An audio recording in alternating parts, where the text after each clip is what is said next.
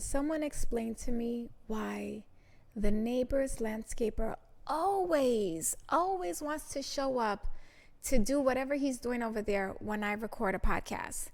And I know you might think, well, Rachel, don't you know he comes the same time every week? You could just, no, he doesn't. He does not come the same time every week. He usually comes in the morning. And no sooner do I hit record, this fool, man, I don't know if you can hear it, but if you can hear it, I apologize. If you can't, great. It's your girl, Rachel Luna, and you're listening to Real Talk with Rachel Luna. Now we can finally get into the show. Today, I want to share 3 lessons on coming back after cancer. Whether you've had cancer or not, I know that these 3 lessons that I have learned are going to serve you or someone you know. I think sometimes we get very selfish. At least I know I do. We get selfish when we listen to a podcast thinking, I don't need that. That doesn't apply to me. But do we recognize that not everything that we hear is for us? Sometimes we need to listen to a podcast or watch a show or read an email, not for us, but for the person that we can share that message with, for someone that we can pay it forward to. So if you've never shared my show, please take this opportunity right now to take a screenshot on your device, upload it onto Instagram, tag me, I'm at Girl Confident. Or if you don't feel like doing that, you could just send the link in a text message and say, hey, check this out. This might apply to you. Okay. So if you don't know, I was diagnosed with cancer July 2nd, 2019. I feel like that's how I have to introduce myself now. Hi, my name is Rachel. I had breast cancer. It's not the way I have to, but that's what it feels like these days. Anyway, that happened. I talked about it in previous episodes. I am finally coming back into the groove. And at the time of this recording, it is November 5th, right? Is it? It's the beginning of November. Oh, it's November 4th. Well, maybe you're listening November 5th. Anyway, I'm just getting back. And it's so much harder than I thought it was going to be. I've taken breaks from my business in the past. I love taking a business sabbatical. I feel like I do it once every other year, if not more. But this time it was different because this time it wasn't my choice. I didn't choose to get the diagnosis that I got. I didn't choose to take time off. I had to take time off. Don't I sound very New Yorker there? Off. I am from New York. So it was different. It's different when you choose to do something and when you're forced to do something. For whatever reason, I don't like it. I don't like being forced. So now that I'm coming back, it seems so much harder than when I left.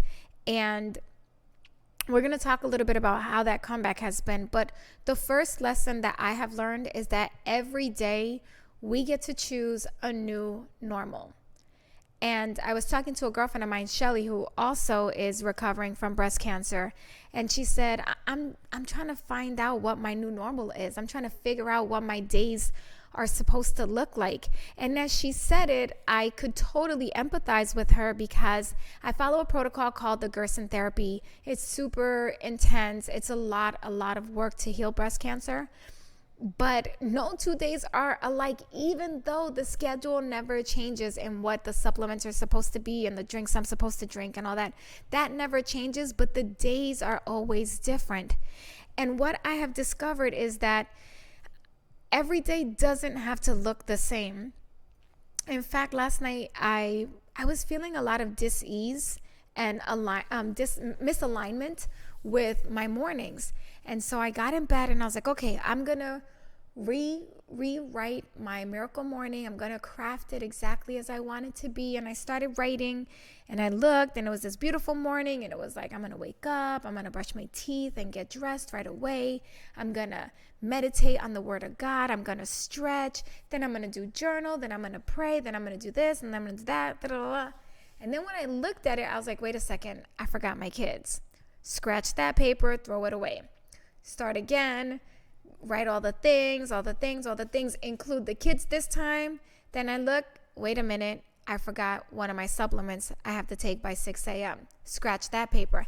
And I must have done this like 4 or 5 times. And finally, I settled on a miracle morning. I'm putting miracle in air quotes.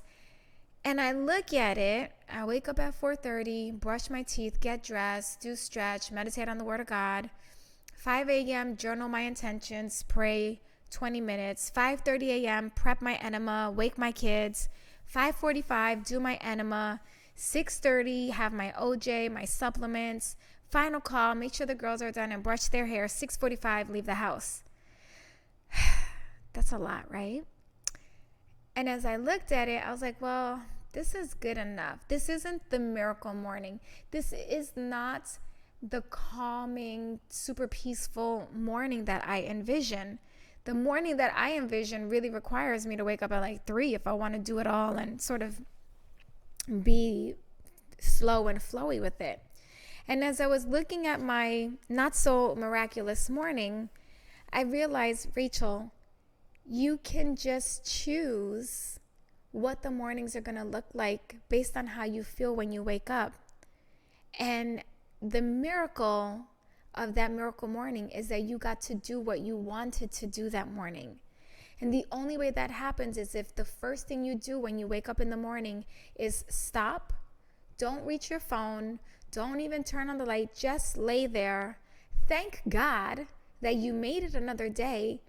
Set the intention for the day and then ask God, hey God, do you co-sign on this intention?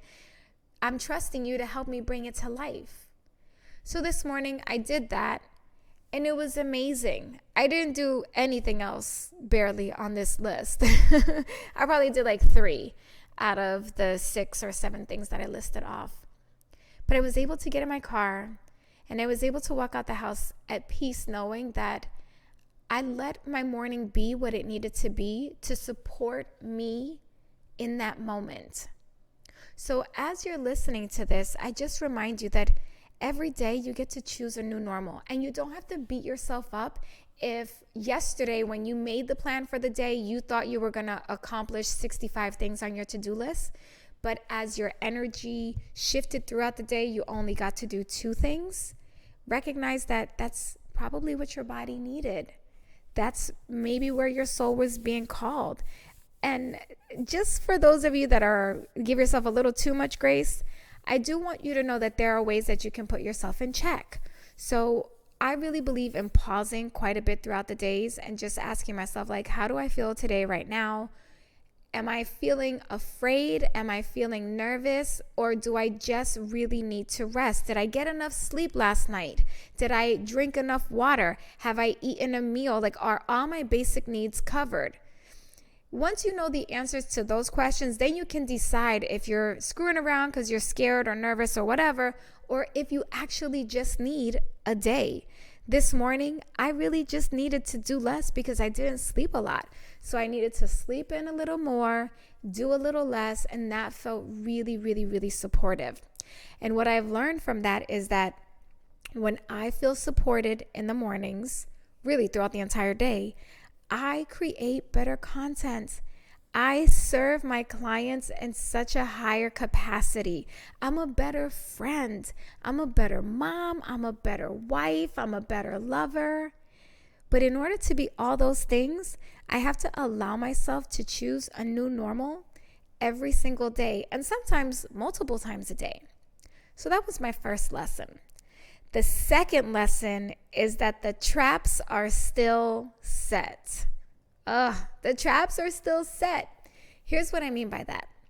When I got diagnosed, first of all, the whole world just falls out from underneath you. But I went to this hospital in Mexico, and I've talked about that in other episodes and over on my other podcast, The Scandalous Christian. Please go subscribe to that if you haven't.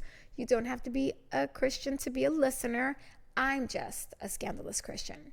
Anyway, so I go to this hospital in Mexico, and while I was there, I didn't have anything to do. I mean, I had work that I wanted to do, but everyone, my husband, the doctors, they were all pretty emphatic about the fact that I was supposed to be resting. So I think I recorded like maybe 2 podcast episodes. I showed up a little bit on Instagram. I'm at Girl Confident. If you're not following me there, I'd love to connect with you there. But I didn't really do much. I had a lot of time to think. And while I was there, I remember thinking, okay, when I get back home, I'm going to be the best mom. I'm going to love on my kids. I'm going to just be so supportive. I'm going to be so understanding. I'm not going to lose my temper. I'm not going to yell at them for the small things, like leaving the socks lying around. Like, I'm just going to be so appreciative of life. And every day I'm going to be excited to create in my business and da-da-da-da. Man, I had all these dreams of what it was going to be like when. Maybe you've had that feeling like, once I do this, then, man, that trap is still set. It's a trap. Don't believe the hype. Because guess what? I was all those things the first week I was back. The first week I was back, I was like super mom. I was cooking everything for everybody. I was cleaning the house. I was doing man, let me tell you how I burnt myself out so bad in that first week.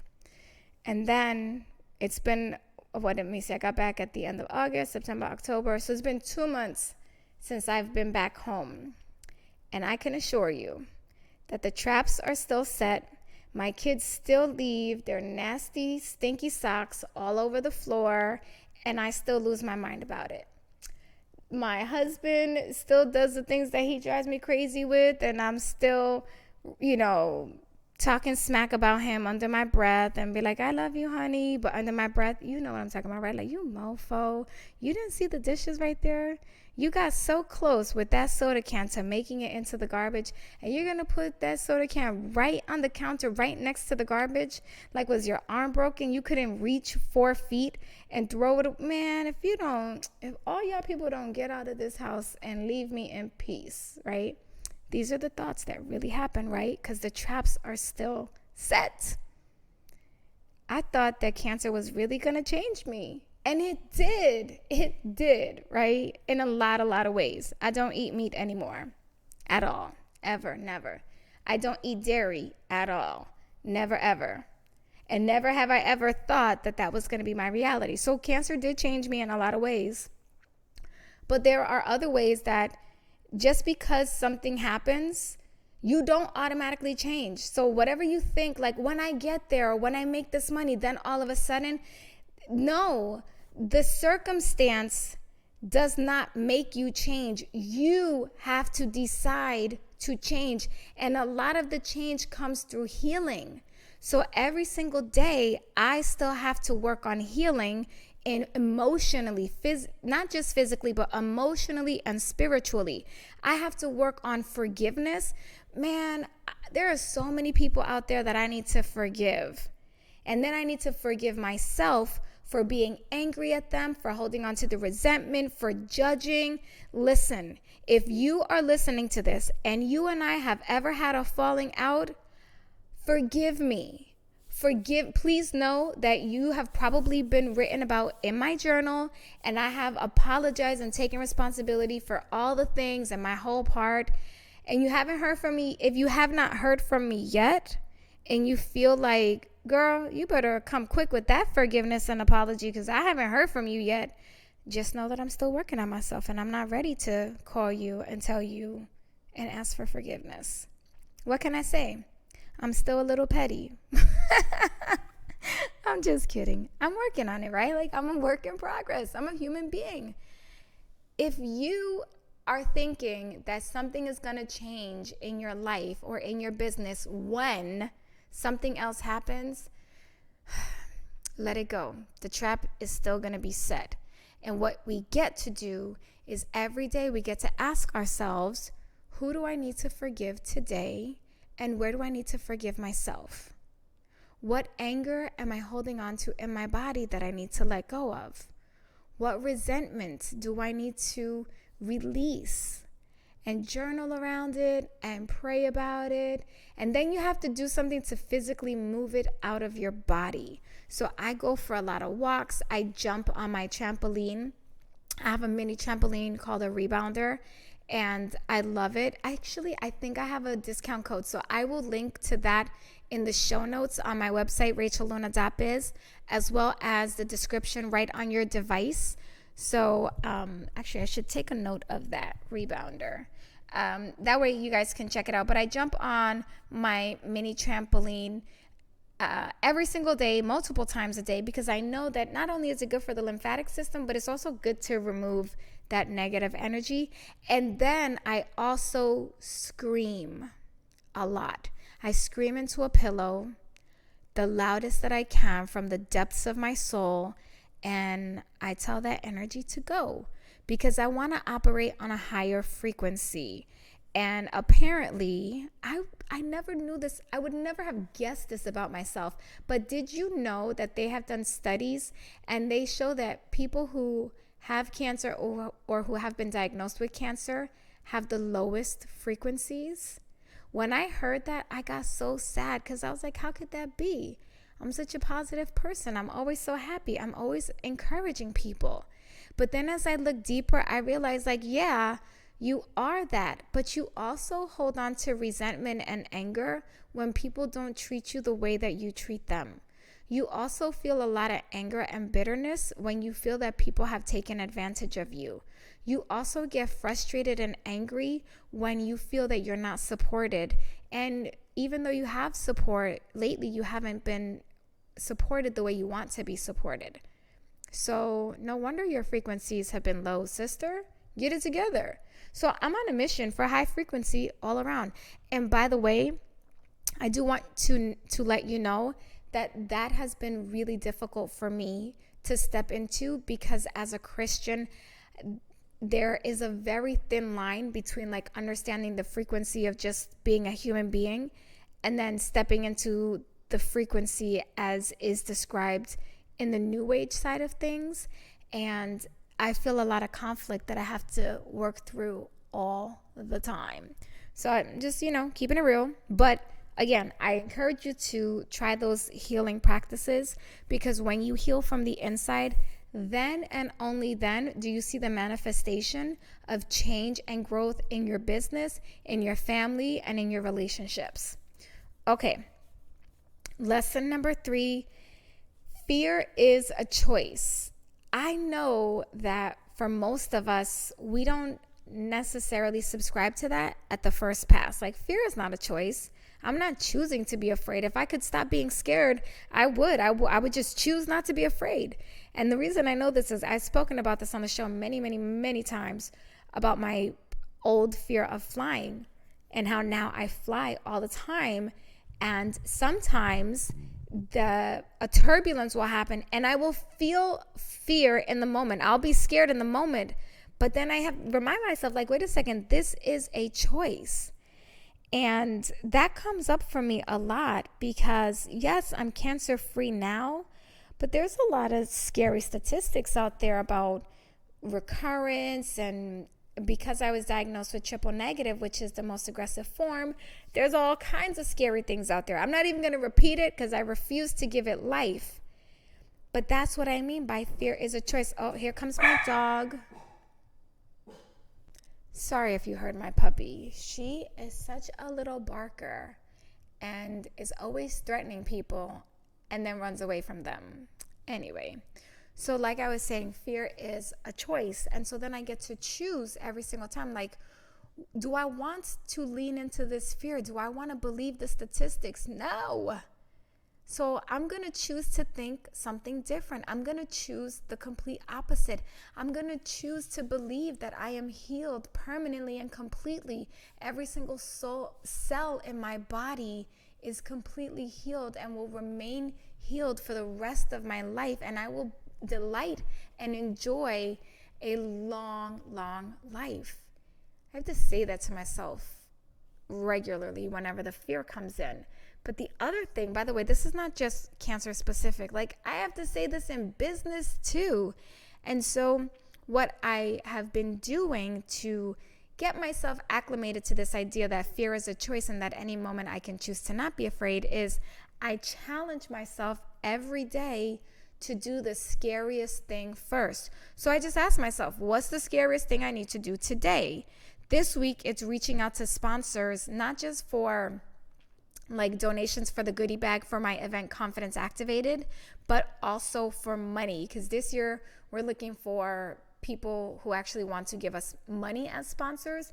And that is really, really scary because it's just so much opportunity for rejection. I mean, why would they want to invest in my event, right? All the things. Who am I to ask? All of that comes up. And then I'm like, you know what?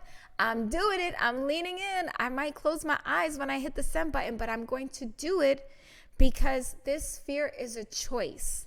And I get to choose. Do I want to be stuck in fear, or do I want to move forward with my dream, with my vision? Like, who do I want to be? I get to choose.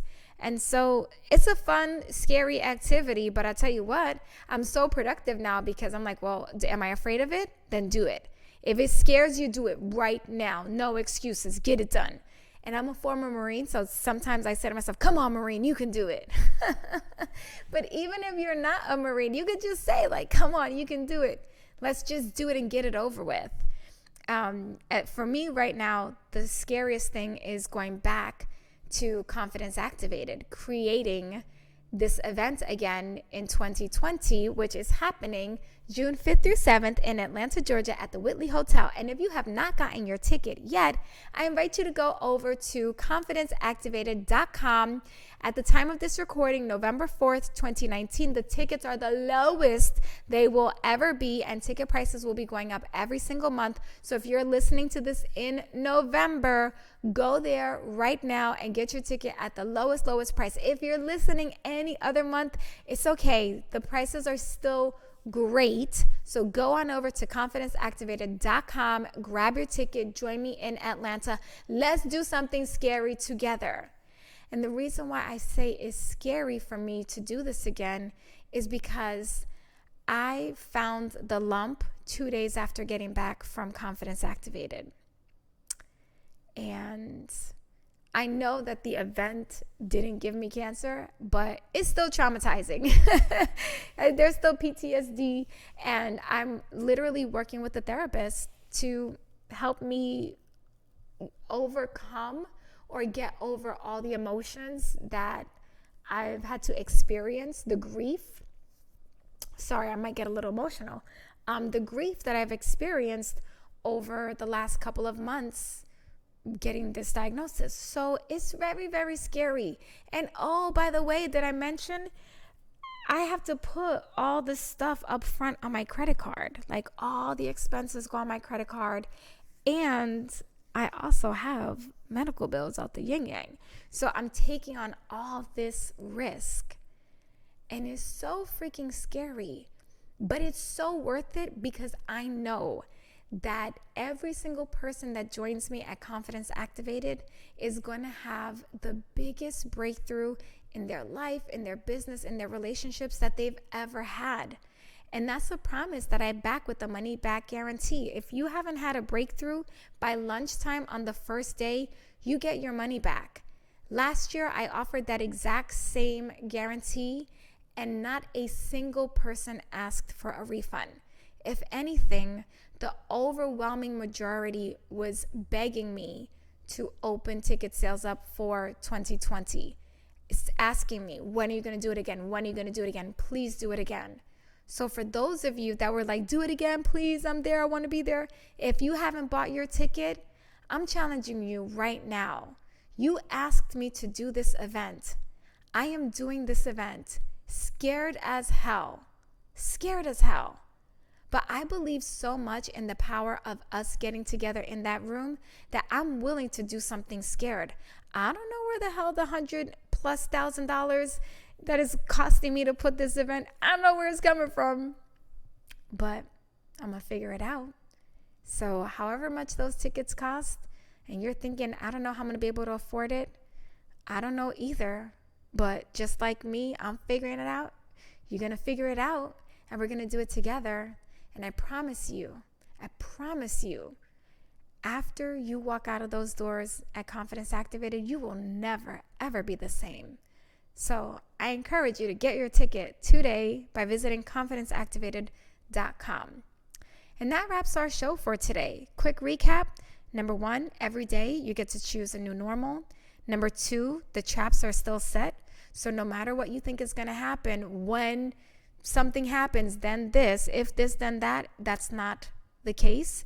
You have to do the inner work. You have to heal yourself every single day so that you can become a different person to be able to have a different result.